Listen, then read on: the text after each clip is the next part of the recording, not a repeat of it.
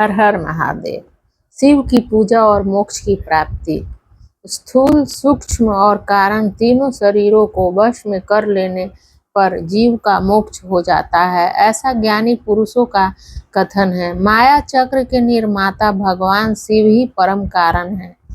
वे अपनी माया के ही दिए हुए द्वंद्व का स्वयं ही परिमार्जन करते हैं।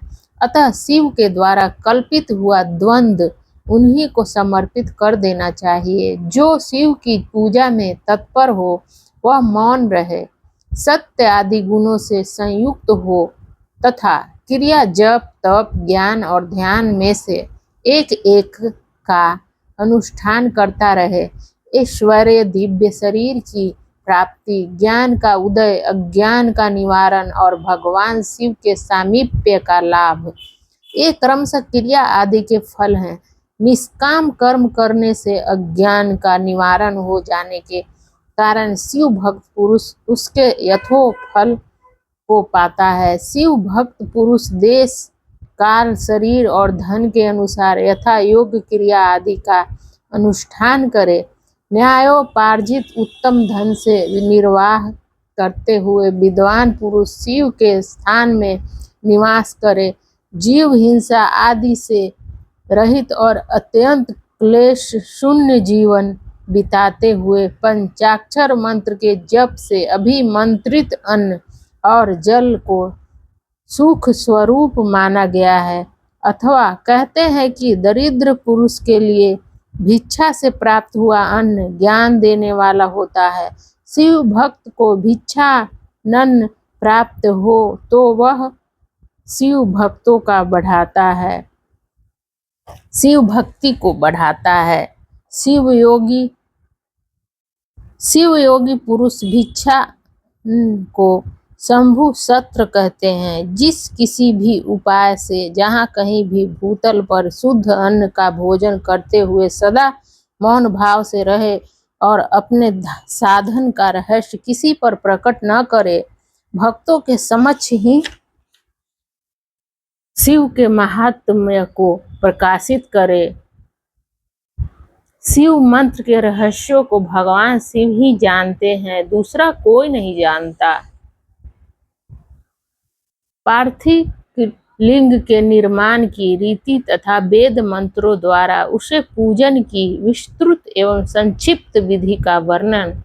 तदंतर पार्थिव लिंग की श्रेष्ठता तथा महिमा का वर्णन करके सूत जी कहते हैं, महर्षियों, जब मैं वैदिक कर्म के प्रति श्रद्धा भक्ति रखने वाले लोगों के लिए वेदोक्त मार्ग से ही पार्थिव पूजा की पद्धति का वर्णन करता हूँ, यह पूजा भोग और मोक्ष दोनों को देने वाली है। आग्निन सूत्रों में बताई हुई विधि के अनुसार विधि पूर्वक स्नान और संध्योपासन करके पहले ब्रह्म यज्ञ करे, तत्पश्चात देवताओं, ऋषियों, शनकादि मनुष्यों और पितरों का तर्पण करे। अपनी रुचि के अनुसार संपूर्ण नित्य कर्म को पूर्ण करके शिव भस्म रण पूर्वक भस्म तथा रुद्राक्ष धारण करे। तत्पश्चात संपूर्ण मनोवांछित फल की सिद्धि के लिए ऊंची भक्ति भावना के साथ उत्तम पार्थिव लिंग की वेदोक्त विधि से भली भांति पूजा करे।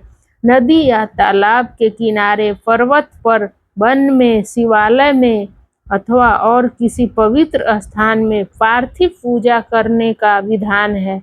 ब्राह्मणों को शुद्ध स्थान से निकाली हुई मिट्टी को यत्न पूर्वक लाकर बड़ी सावधानी के साथ शिवलिंग का निर्माण करे। ब्राह्मण के लिए श्वेत, क्षत्रिय के लिए लाल, वैश्यों के लिए पीली और शूद्र के लिए काली मिट्टी से शिवलिंग बनाने का विधान है। अथवा जहाँ जो मिट्टी मिल जाए उसी से शिवलिंग बनाएं। शिवलिंग बनाने के लिए प्रयत्न पूर्वक मिट्टी का संग्रह करके उस शुभ मूर्ति का को अत्यंत शुद्ध स्थान में रखे, फिर उसकी शुद्धि करके जल से स्नान कर पिंडी बना ले और वेदोत्व मार्ग से धीरे धीरे सुंदर पार्थिलिंग की रचना करे। तत्पश्चात भोग और मोक्ष रूपी फल की प्राप्ति के लिए भक्ति पूर्वक उसका पूजन करे।